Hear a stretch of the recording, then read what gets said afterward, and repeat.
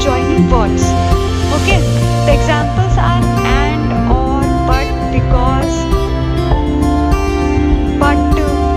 Okay, so now let's see some example of conjunction and their uses in the sentences. So how can we use the conjunction in a sentence? How can we use to join the sentences? Okay, how can we use the conjunctions to join the sentences? Let's see some examples so that you can understand the concept of conjunction easily. Okay.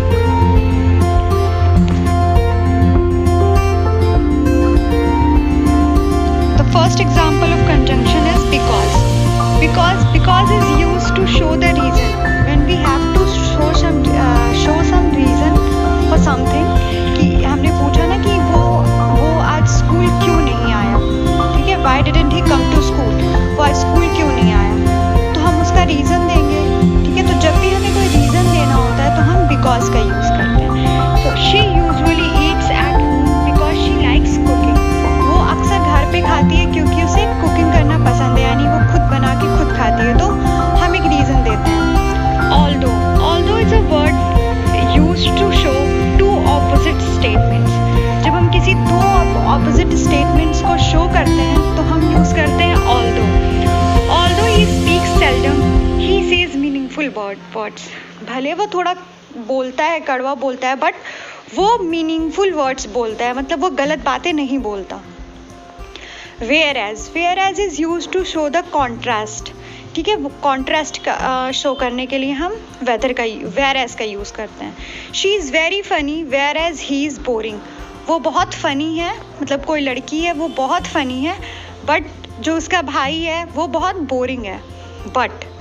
But is used to join two ideas that are opposites.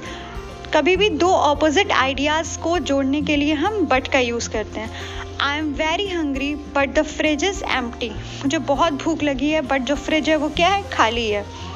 Besides means in addition to also in a it is a preposition as well as the conjunction, ठीक है। besides is used in the addition to or also.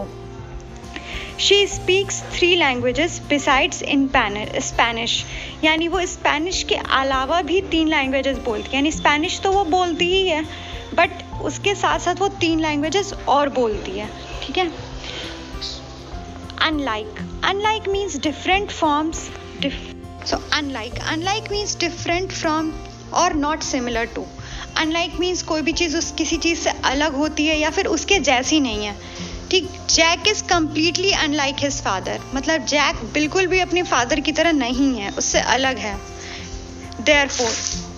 Therefore is used to show the result, effect of an action. Therefore use करता है कोई भी result show करने के लिए, किसी भी एक्शन के इफेक्ट को दिखाने के लिए। तो she come first therefore she got a good seat, वो पहले आई इसलिए उसे पहली सीट मिल गई, अच्छी सीट मिल गई, ठीक है। तो वो किसी एक्शन का अफेक्ट दिखाती है कि मैंने ये किया तो मेरे साथ ऐसा हो गया, ठीक है। Now let's see some more examples. Provided means if और ओनली इफ, ठीक है। They can listen to music provided they disturb nobody, यानी उन्हें जो म्यूज़िक मिला है वो सुनते हैं, वो किसी को डिस्टर्ब नहीं करते।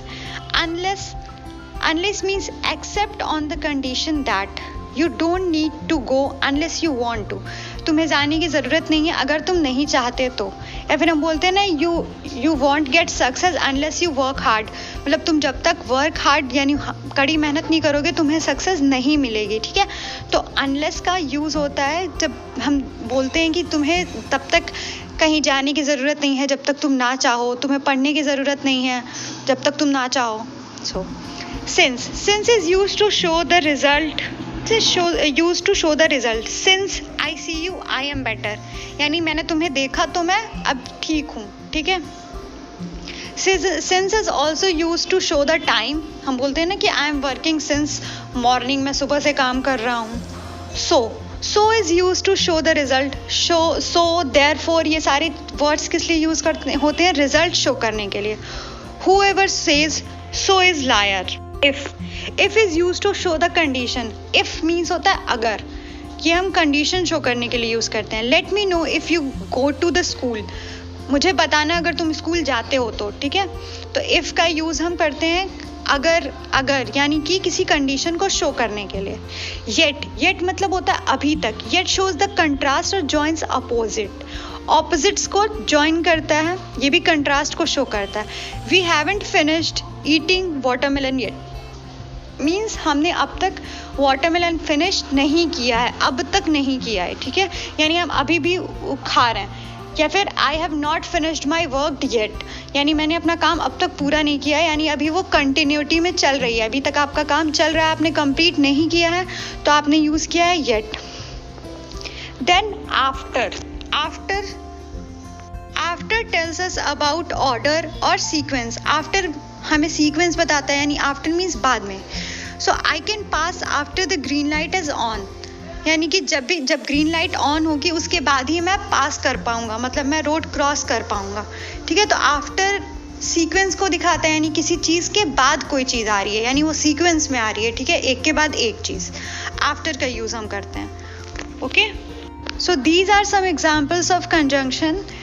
We know the definition of conjunction now, that conjunction are the joining words that are used to join sentences, phrases, clauses or words.